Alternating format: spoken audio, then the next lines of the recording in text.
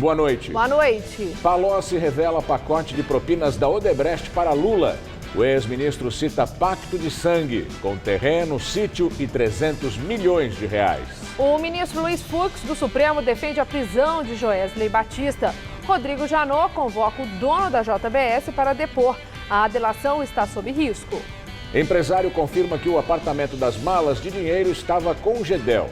O ex-ministro de Temer não explica os 51 milhões de reais encontrados.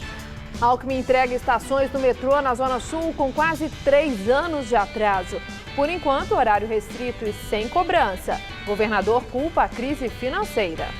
A taxa de juros cai mais um ponto percentual para 8,25% ao ano. A inflação também cai e é a mais baixa desde o governo Fernando Henrique.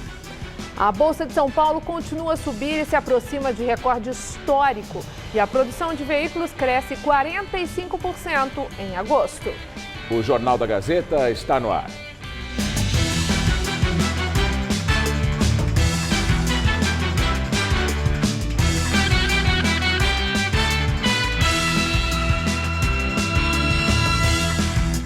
Hoje, depois de quase 3 anos de atraso, o governador Geraldo Alckmin, do PSDB, entregou 3 novas estações inacabadas da linha 5 Lilás. Por enquanto, elas vão funcionar das 10 horas da manhã às 3 da tarde, de segunda a sábado. As novas estações Alto da Boa Vista, Borba Gato e Brooklyn ficam na zona sul da capital e fazem parte da linha 5 Lilás. Foram inaugurados mais 2,8 quilômetros, de um total de 20. A expectativa é de que 60 mil pessoas passem por elas por dia. A linha vai ligar o Capão Redondo à Chácara Clabim. Ao todo serão 17 estações.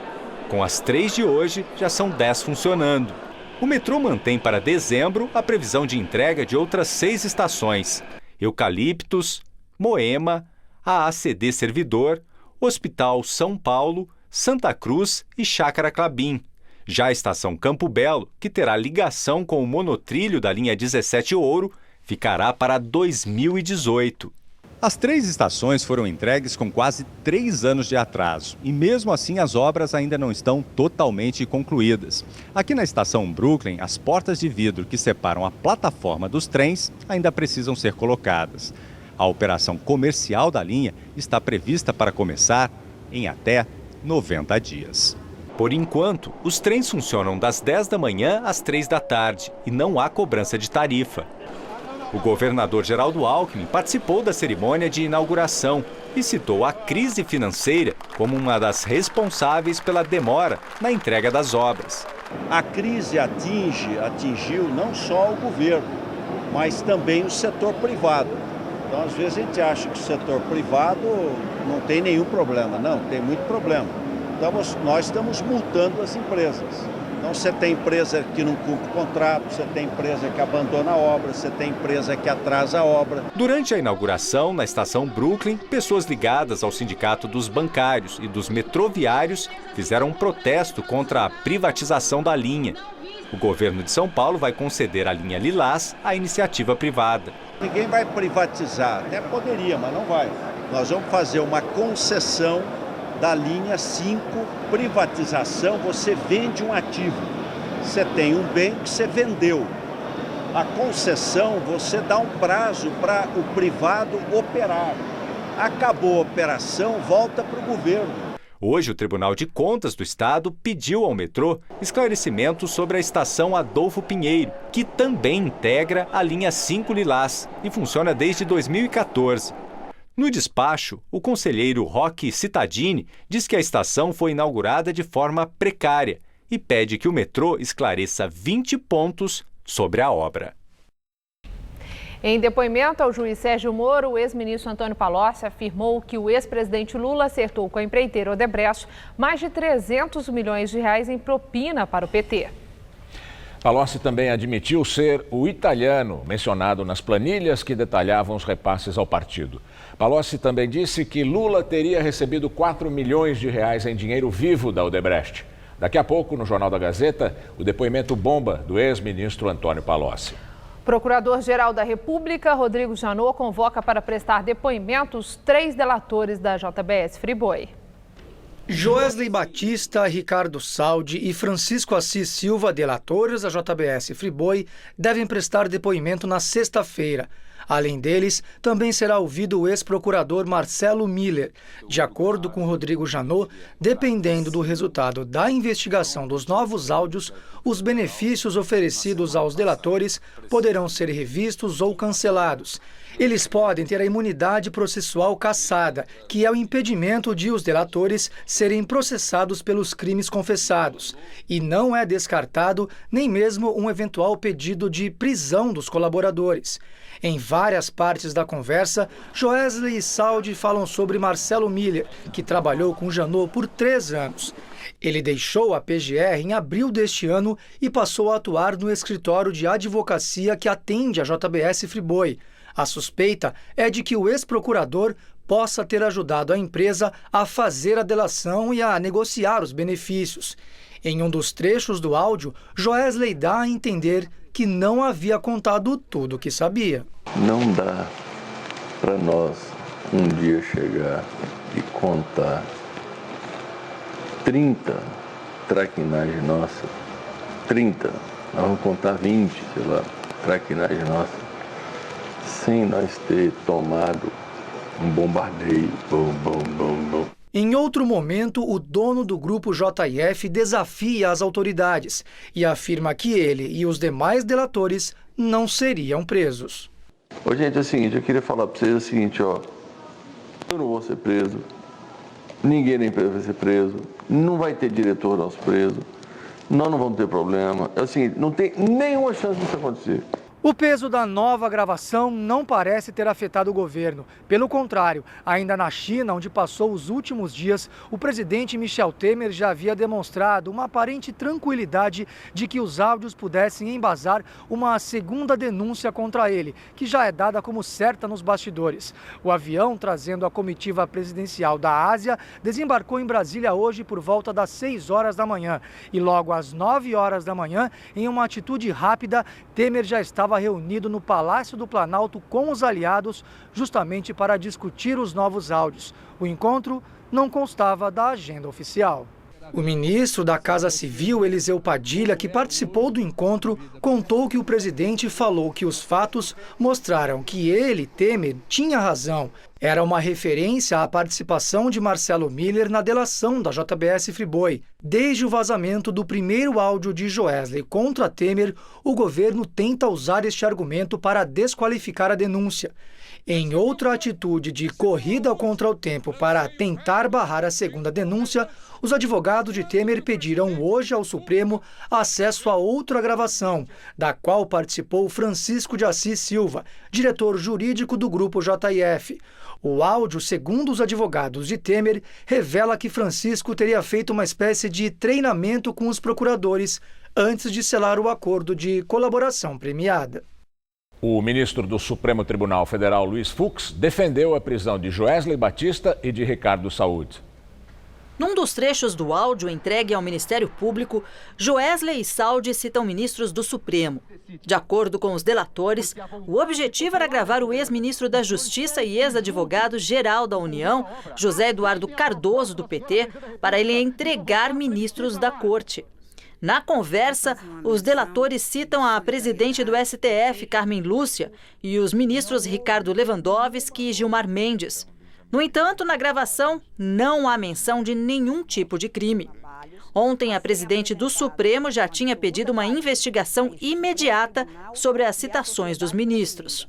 A fim de que não fique qualquer sombra de dúvida sobre a dignidade deste Supremo Tribunal Federal e a honorabilidade de seus integrantes.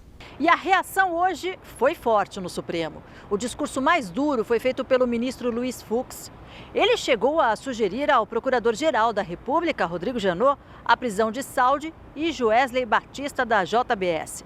De acordo com Fux, os dois delatores ludibriaram o Ministério Público Federal. De sorte que eu deixo ao alvedrio do Ministério Público a opção de fazer com que esses participantes dessa cadeia criminosa, que confessaram diversas corrupções, que eles passassem do exílio nova-iorquino para o exílio da Papuda. Gostaria de sugerir isso aqui em meu nome pessoal e, eventualmente, daqueles que concordam com a minha indignação. A defesa do Supremo também foi feita pelo decano Celso de Mello.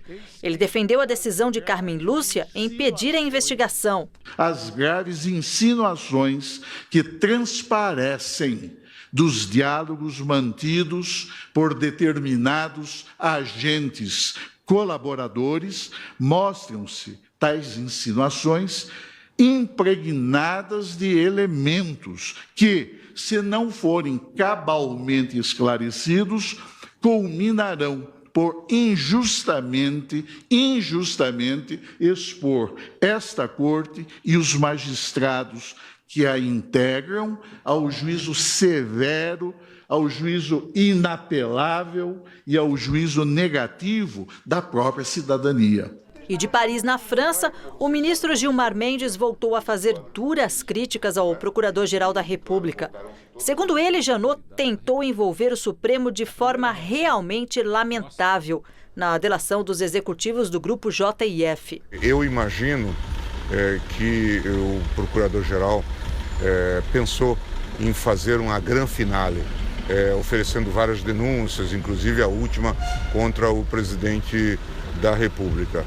Mas eu acho que ele conseguiu coroar dignamente o encerramento de sua gestão com esse episódio Joesley. Ele fez jus a tudo que ele plantou durante esses anos e isso vai ser a marca que nós vamos guardar dele, né? O procurador-geral da delação Joesley, desse contrato com criminosos e desta fita mostra. E no final ele inclusive tentou envolver o Supremo Tribunal Federal de forma realmente lamentável. Em depoimento à Polícia Federal, o empreiteiro confirma que emprestou apartamento a Gedel Vieira Lima. No local, a polícia apreendeu malas cheias de dinheiro e o ex-ministro Temer não se pronunciou. A Polícia Federal usou 7 máquinas para contar o dinheiro e mesmo assim levou 14 horas. Só terminou de madrugada. No total, o equivalente a 51 milhões de reais, que serão depositados numa conta à disposição da Justiça. Uma parte do dinheiro é em moeda americana, quase 2 milhões e 700 mil dólares. O montante apreendido equivale a mais de 80 vezes o valor do apartamento em Salvador, onde foi encontrado, em caixas e malas. Hoje, o dono do imóvel, o empresário Silvio Antônio Cabral da Silveira, prestou depoimento. O empresário confirmou à Polícia Federal que o apartamento estava mesmo emprestado a Gedel Vieira Lima. Ele disse que não sabia o que tinha dentro e que o ex-ministro pediu o imóvel para guardar os pertences do pai dele, que morreu no ano passado. Segundo o empresário, que classificou Gedel como um conhecido, o acerto foi verbal.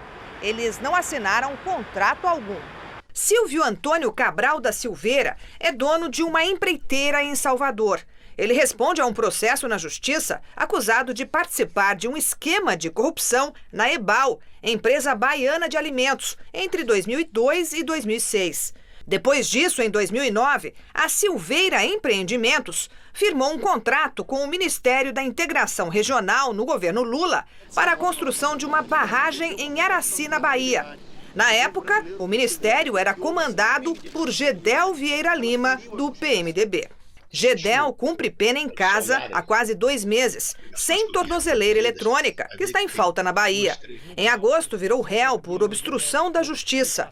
O ex-ministro de Temer teria atuado para evitar a delação premiada do doleiro Lúcio Funaro, que ameaça envolver o PMDBista em crimes de corrupção na Caixa Econômica Federal.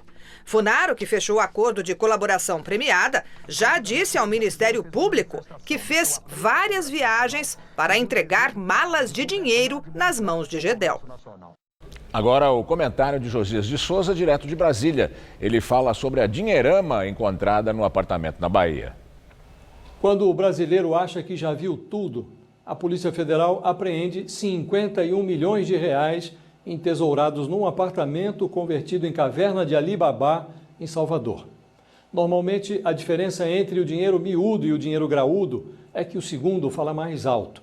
Mas a fortuna atribuída a Gedel Vieira Lima permanece, por enquanto, muda. Ninguém se animou a reivindicar a propriedade da dinheirama. Michel Temer é um azarado. No instante em que o presidente aproveita a erosão da delação da JBS para fazer pose de limpinho, seu ex-ministro, correligionário de 3 décadas, é acusado pelas autoridades de plantar bananeira dentro dos cofres da Caixa Econômica Federal. É natural essa timidez em assumir o butim, o maior já apreendido no Brasil numa operação anticorrupção. Trata-se de uma conquista coletiva. Suspeita-se que o grosso tenha sido amealhado mesmo em trambiques na Caixa Econômica. Gedel foi vice-presidente da instituição no governo de Dilma. Foi indicado pelo então vice-presidente da República, Temer. PT e PMDB tocam o Brasil há 14 anos. O matrimônio acabou, mas ficou o patrimônio. E se há dúvida quanto à quantidade e à identidade dos assaltantes, há uma sólida certeza sobre o assaltado. Nesse roubo, você, caro contribuinte, entrou novamente com o bolso. Boa noite. Com um feriado prolongado, a CT estima que cerca de 2 milhões de veículos devem deixar a capital paulista em direção ao litoral e ao interior do estado. A repórter Carla Rodeiro está na Rodovia dos Imigrantes e tem mais informações. Carla. Olha, quem tenta deixar a capital agora, com destino a alguma rodovia do entorno, enfrenta trânsito acima da média. O índice neste momento é de 110 quilômetros de lentidão. O pior caminho é o que passa pela marginal do Rio Tietê. Bem, a CT diz que o trânsito na cidade só vai melhorar de forma significativa depois das 10 da noite. Bem, aqui na rodovia dos Imigrantes, onde nós estamos, e também na Anchieta, o movimento começou a aumentar já no início da tarde e deve permanecer intenso até o fim da noite e também durante a manhã desta quinta-feira. Segundo a concessionária, até 380 mil carros devem seguir pelo sistema Anchieta Imigrantes com destino ao litoral neste feriadão. Agora, no trecho do Planalto, há 3 quilômetros de filas na Imigrantes e 7 quilômetros na Anchieta, que também tem outros 2 quilômetros de lentidão no trecho de Baixada. A Cônego Domênico Rangoni tem 10 quilômetros de congestionamento no sentido Guarujá. Quem vai para o interior vai encontrar a Ayrton Senna com 11 quilômetros de congestionamento no trecho de Guarulhos e a Castelo Branco com 12 quilômetros em Osasco. Para quem fica em São Paulo, o rodízio de veículos foi suspenso na sexta-feira e volta a vigorar na segunda. Com vocês no estúdio. Bom, hoje os ventos mudaram um pouco de direção e trouxeram uma certa umidade aqui para a capital paulista, o que nos deu um certo conforto para respirar, né? O pior, é verdade, mas o pior de tudo, Gamberini, é que essa situação é só passageira. E durante o feriado, a umidade do ar volta a cair novamente. Vamos ver em detalhes a previsão para o Brasil e o estado de São Paulo com Luciana Magalhães.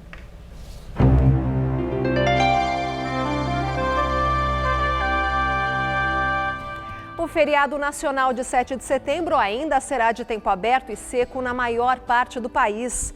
Mas no centro-sul gaúcho, instabilidades ainda provocam chuva rápida, assim como na faixa leste, entre a Bahia e o Rio Grande do Norte. E são esperadas pancadas à tarde, desde o norte do Mato Grosso, na maior parte da região norte e também no norte do Maranhão.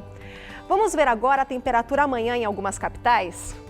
Olha, em Curitiba, tempo ameno, com máxima de 25 graus. Em Salvador, a chuva refresca, com máxima de 26. No Rio, máxima de até 28 graus. E em Goiânia, tempo aberto e máxima de até 34. Em São Paulo, a situação não muda muito no feriado. Sol em todo o estado, com calor e ar seco nas horas mais quentes da tarde, sendo que à noite a temperatura volta a cair. No centro-oeste, máxima amanhã de 34 graus em Presidente Prudente. Já no norte paulista, máxima de 32 graus em Barretos e de 33 em Ribeirão Preto. E no litoral, por causa do aumento das nuvens, a máxima não deve subir tanto e ficar em 25 graus. Para a capital, os próximos dias serão de sol e, apesar da variação de nuvens, não há expectativa de chuva no feriado prolongado. Enquanto as noites serão mais frescas, o calor continua à tarde, com máximas de 27 graus amanhã e de 30 graus na sexta e também no sábado. O furacão Irma já provoca estragos no Caribe. Inundações e ventos fortes foram registrados nas ilhas de Barbuda, Saint-Barthélemy e Saint-Martin. Pelo menos 2 pessoas morreram. O furacão Irma está neste momento na categoria 5, a mais alta da escala. O vento já chega a quase 300 km por hora. O presidente francês Emmanuel Macron já anunciou um plano de reconstrução para as ilhas Saint-Barthélemy e Saint-Martin, que são territórios franceses. Na Flórida, nos Estados Unidos, foi decretado estado de emergência e há previsões de que o furacão atinja todo o estado. Papa Francisco viaja para a Colômbia e deve ficar no país até domingo. O Papa embarcou de manhã para Bogotá e, por causa do furacão Irma, que está no Caribe, a rota teve que ser alterada. Além da capital colombiana, o Papa Francisco deve visitar ainda mais 3 cidades para incentivar o processo de paz entre o governo e grupos guerrilheiros. Essa semana, o cessar-fogo foi assinado com o Exército de Libertação Nacional e, no mês passado, as Farc entregaram as armas e se tornaram um partido político. No interior de São Paulo, uma quadrilha armada explodiu um carro-forte entre as cidades de Barrinha e Jaboticabal. O assalto foi na manhã de hoje, perto do quilômetro 108 da rodovia Carlos Tonani. De acordo com a polícia, pelo menos 10 assaltantes em 4 carros pararam o carro-forte, obrigaram os vigias a sair e depois explodiram o veículo. O grupo fugiu e é procurado pela polícia em cidades da região. Esse foi o segundo ataque a carro-forte registrado no mesmo local em quase 6 meses. Mais de 52 ocorrências foram registradas em 31 cidades de Santa Catarina desde quinta-feira passada, relacionadas a facções criminosas. Mais atentados contra bases policiais, casas de funcionários da corporação, delegacias e veículos foram registrados no estado entre a noite de terça-feira e a tarde de hoje. É o 6º dia de ações criminosas que provocaram incêndios e disparos em várias cidades. Segundo a Secretaria de Segurança Pública, 41 pessoas foram detidas e 6 suspeitos foram mortos pela polícia. O governo de Santa Catarina já confirmou que os ataques foram comandados por facções ligadas ao tráfico de drogas. Um dia depois de denunciar os ex-presidentes Dilma Rousseff e Luiz Inácio Lula da Silva, do PT, por organização criminosa, a Procuradoria-Geral da República voltou a denunciar os dois hoje ao Supremo Tribunal Federal, desta vez por obstrução da Justiça. A denúncia é referente ao episódio da nomeação de Lula como ministro da Casa Civil por Dilma Rousseff, antes de ela ser afastada do cargo no processo de impeachment. Também foi denunciado o ex-ministro Aloísio Mercadante por um telefonema para o ex-senador Delcídio do Amaral para supostamente tratar do acordo de delação dele. Apesar de não ter nenhum denunciado com foro privilegiado, a Procuradoria afirma que o caso tem que ficar no Supremo por ter relação com a denúncia apresentada ontem sobre organização criminosa envolvendo a cúpula do PT. A Procuradoria pede ainda ao Supremo para arquivar a parte da investigação envolvendo os ministros do Superior Tribunal de Justiça, Marcelo Navarro e Francisco Falcão, e o ex-ministro da Justiça, José Eduardo Cardoso. O relator da Lava Jato, o ministro Luiz Edson Fachin, vai analisar a denúncia e notificar os acusados para que eles apresentem sua defesa.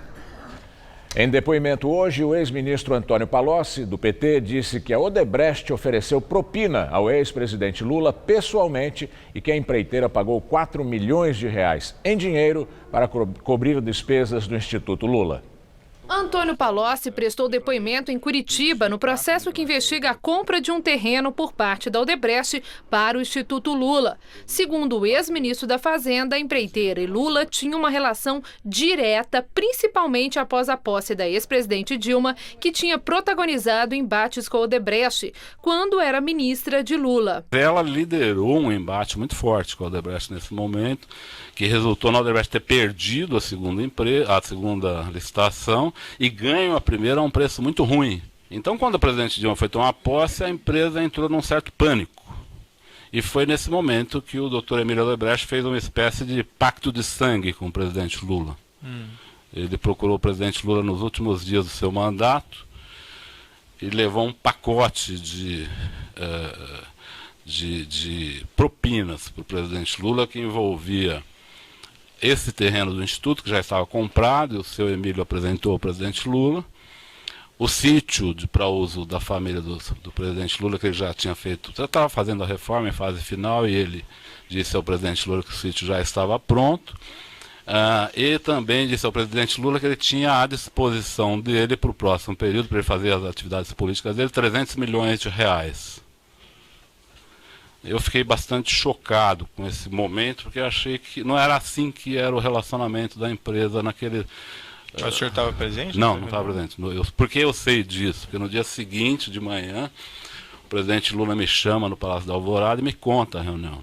O ex-ministro petista também disse que, apesar da desconfiança da Odebrecht em relação a Dilma, a empresa continuou colaborando com os governos petistas, fazendo contribuições de Caixa 1 e 2 para campanhas do partido. Foi uma relação bastante intensa, bastante movida a vantagens dirigidas à empresa, a propinas pagas pela Odebrecht para agentes públicos, em forma de doação de campanha, em forma de benefícios pessoais, em formas de Caixa 1, Caixa 2. E esse foi um episódio desse conjunto de práticas que envolveu esta empresa em relação ao governo do ex-presidente Lula e da ex-presidente Dilma. No depoimento, Palocci também conta que Marcelo Odebrecht realmente foi procurado para comprar o terreno onde seria a sede do novo Instituto Lula, já que naquela época o presidente ainda estava no poder. Ele também afirma que a empreiteira pagou 4 milhões de reais em dinheiro para cobrir despesas do Instituto do petista. Eu tinha falado já uma vez para o Marcelo que ia ter o Instituto, que ele deveria ser um doador, eu já tinha tido essa conversa com ele, mas pensando em 2011, 2012, né? Ele concordou, ele disse que tinha feito doação para o Instituto Fernando Henrique, que faria também para o Lula, normal, uma conversa normal. E aí o Marcelo veio com uma certa preocupação, ele falou, olha, já estou tentando fazer aquela contribuição, mas tem o doutor Roberto e o doutor Bunlai já estão adquirindo o prédio, pediram para que eu fizesse o pagamento. Eu queria ver com você, o que você acha, não tinha conversa dessa planilha ainda, você entendeu? Foi uma conversa mais do que eu achava, essa planilha vai aparecer uns meses depois, na verdade. Tem um episódio que o Marcelo relatou que é verdadeiro, ele fala num pedido que eu fiz a ele de 4 milhões para o Instituto Lula, você se recorda disso? Sim.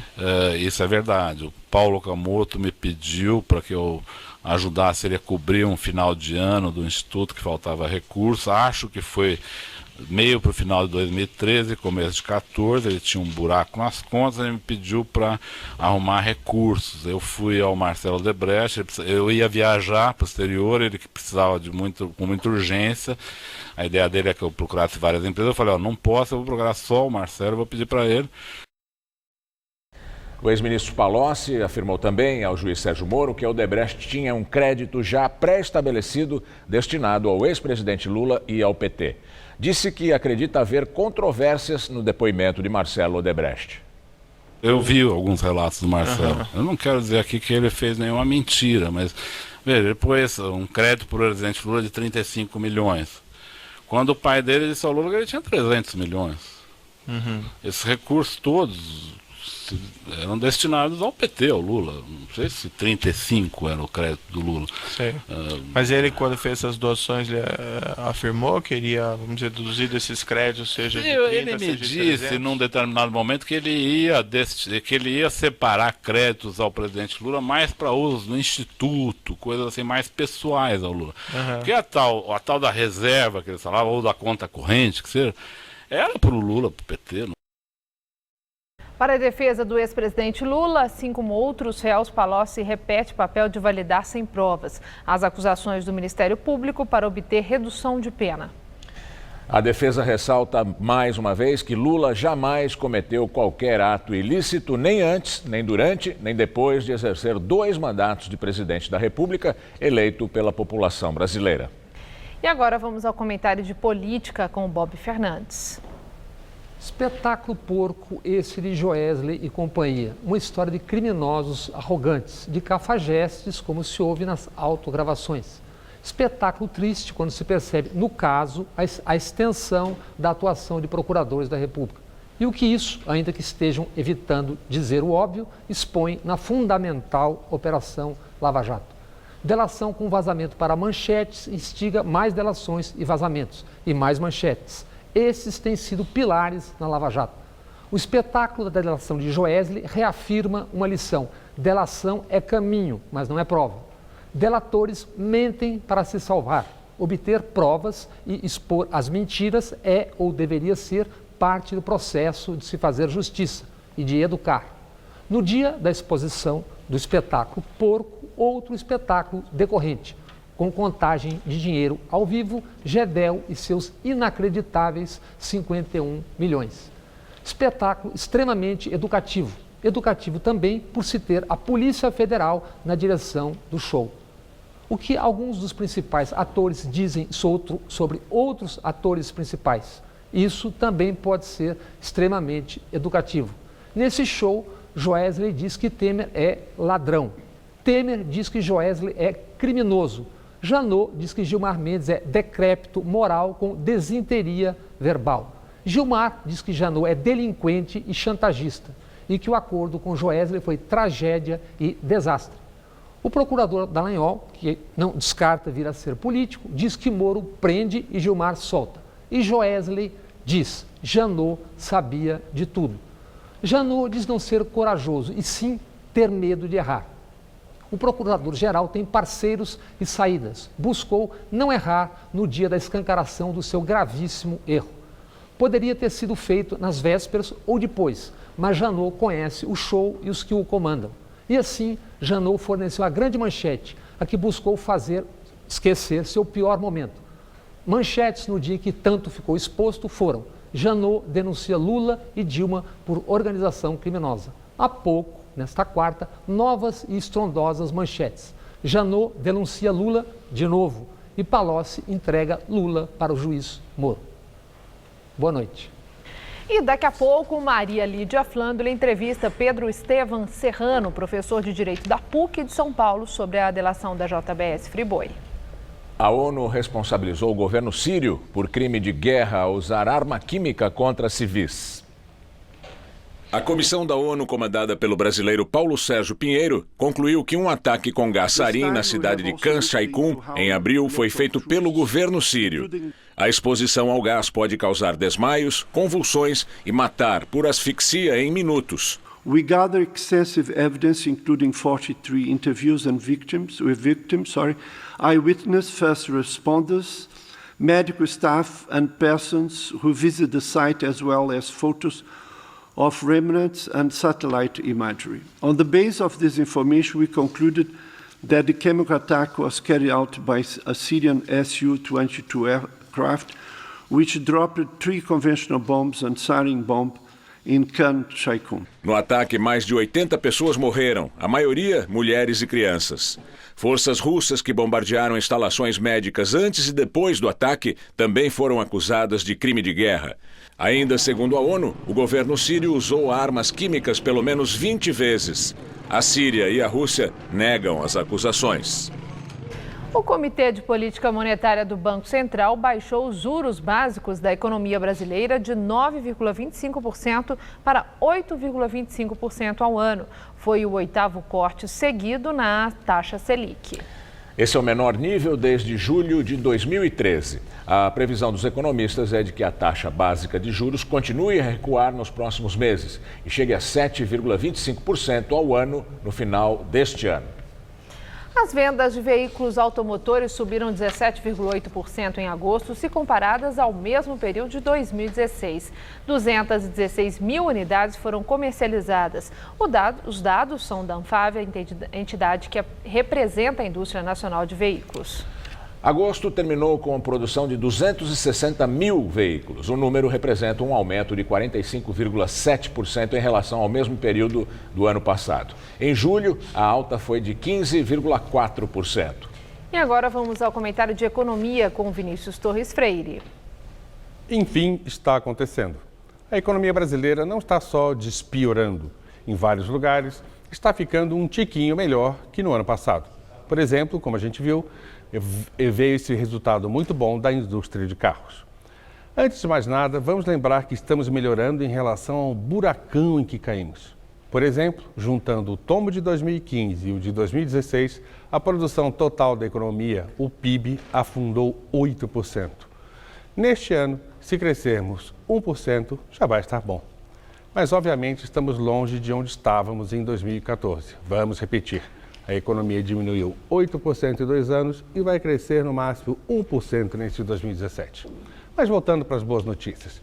Pela primeira vez desde 2014, a indústria vendeu mais carros nacionais que no ano passado.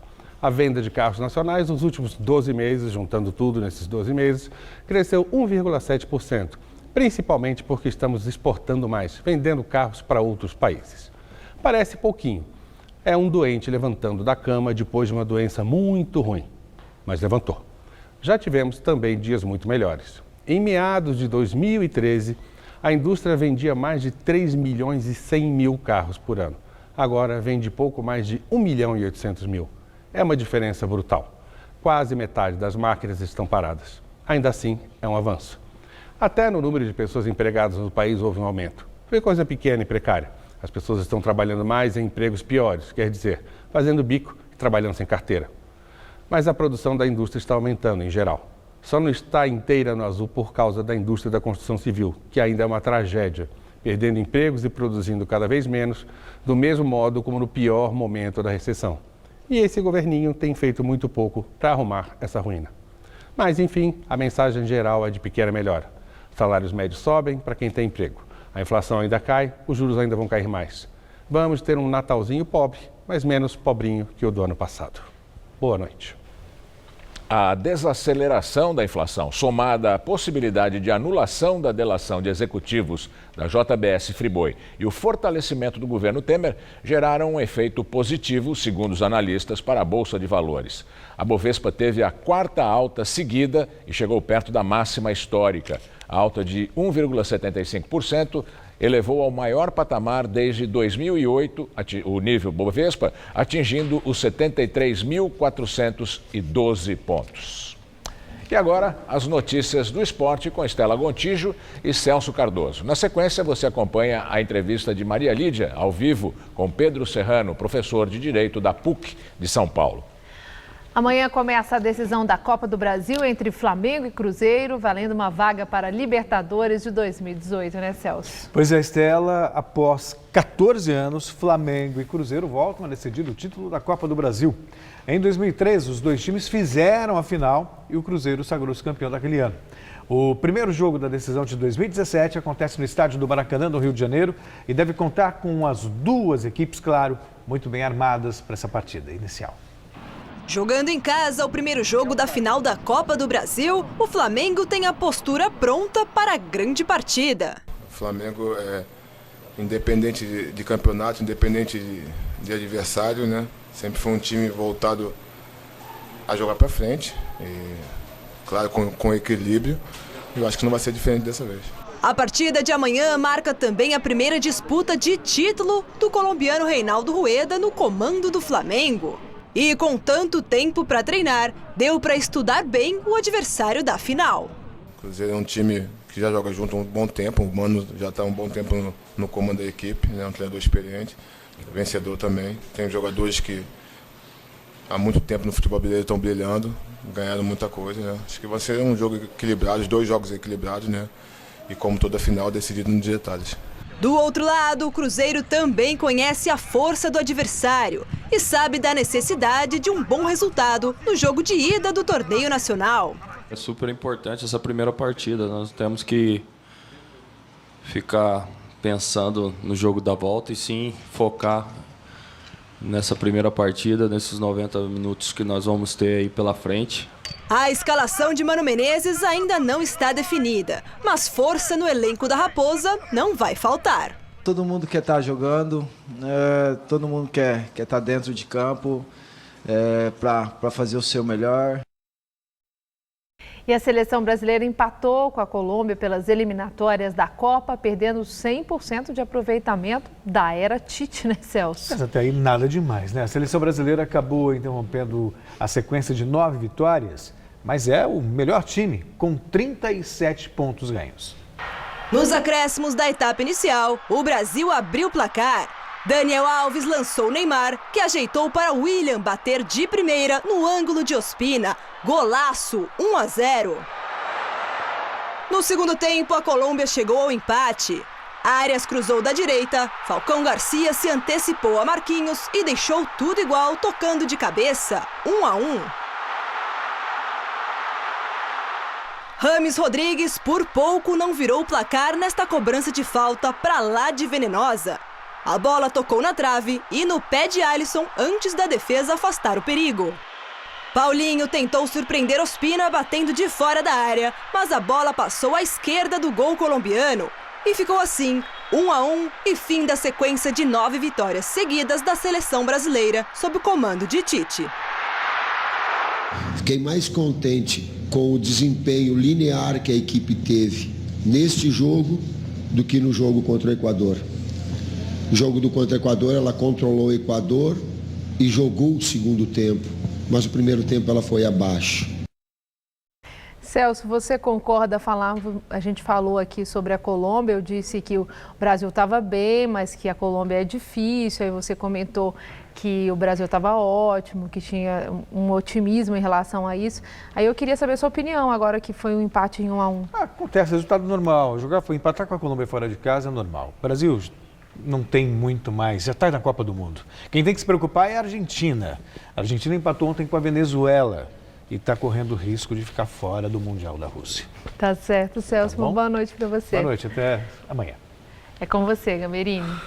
A seguir, Maria Lídia entrevista ao vivo Pedro Estevam Serrano, professor de Direito Constitucional da Faculdade de Direito da PUC de São Paulo, sobre a delação da JBS Friboi. Até já.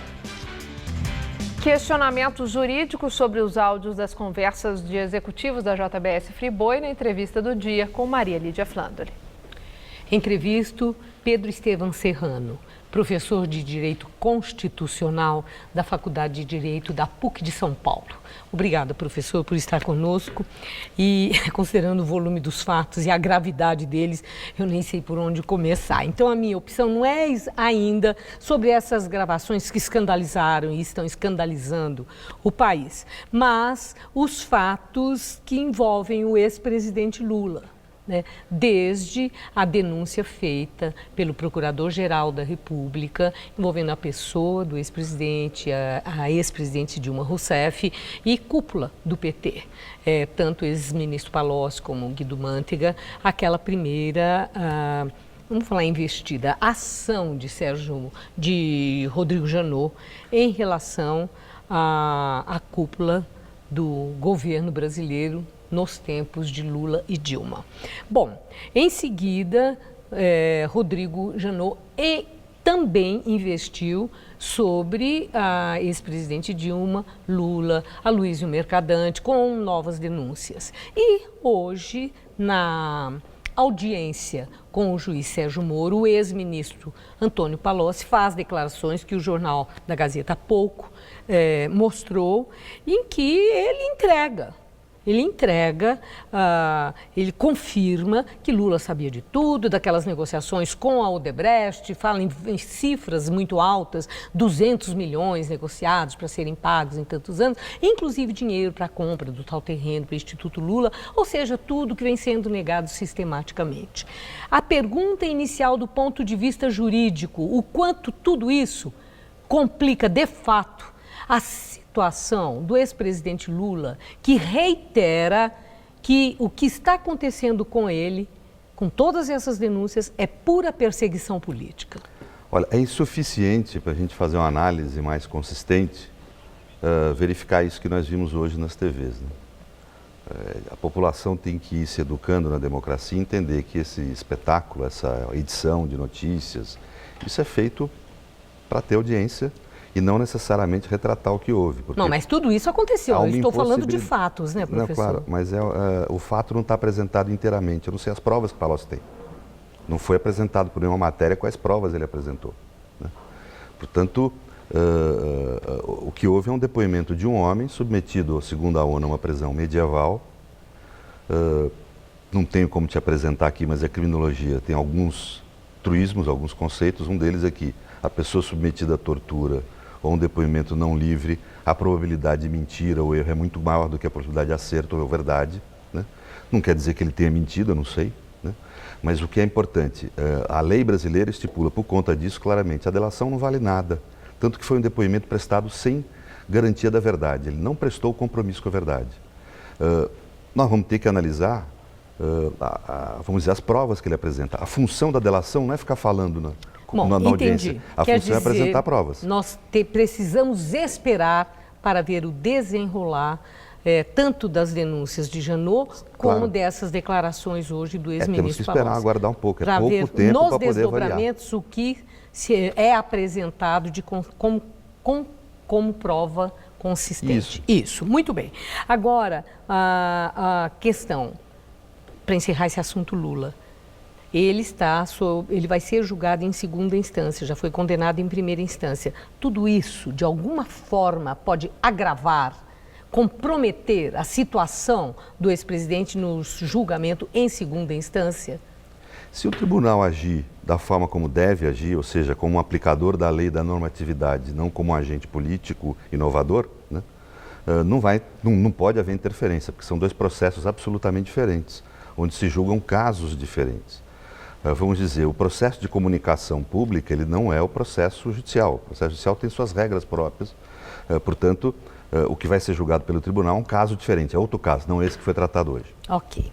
Bom, agora sobre os áudios divulgados, as tais gravações de Joesley Batista com o executivo dele, eu queria perguntar inicialmente ao senhor se o conteúdo daqueles áudios comprometem gravemente Supremo Tribunal Federal e a Procuradoria-Geral da República. Olha, o que eu ouvi, eu não ouvi tudo. 4 horas realmente, eu não sou advogado no caso, não tenho tanto interesse em ouvir, mas ouvi uma boa parte. Eu creio que o Supremo não.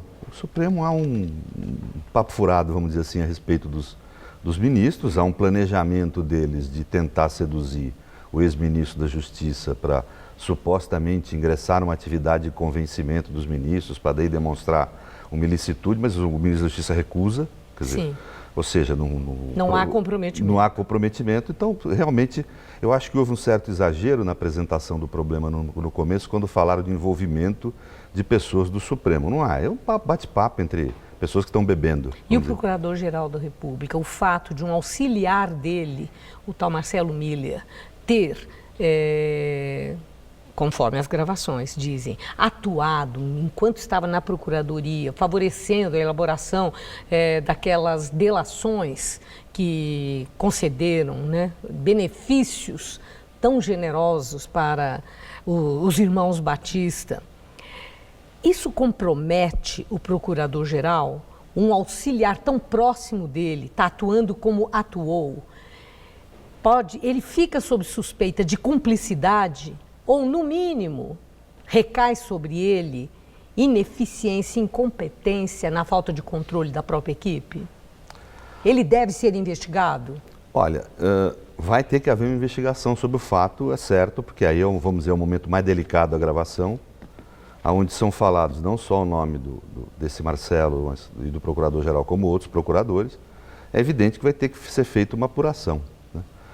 O caminho que vai ter essa delação é que é difícil, vai depender dessa apuração, porque se nós tivermos, vamos dizer, não comprovação do envolvimento de ninguém, nenhuma prática ilícita, tal, que não, vamos dizer, se demonstrar que não houve orientação enquanto no cargo, coisas do gênero, realmente o que pode haver aí é o que o procurador está propondo agora. O procurador já está propondo, ou seja, uma rescisão da delação aproveitando essas provas. Anular, é isso? Anular a delação? Não, é rescisão. O que quer dizer rescisão? A diferença qual é de anular? Ele retira os benefícios do réu, mas mantém-se as provas.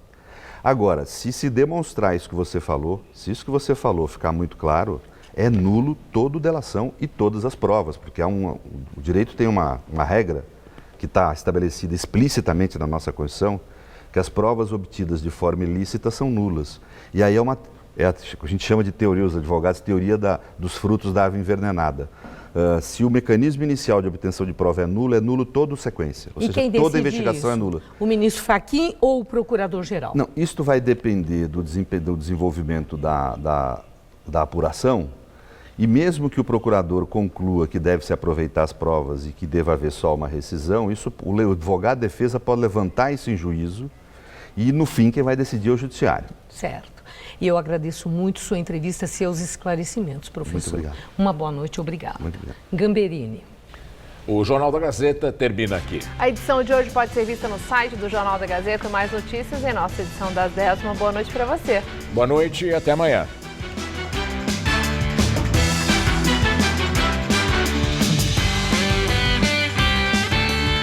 Confira um bate-papo sobre a crise da meia-idade no Todo Seu de hoje, 10h30 da noite.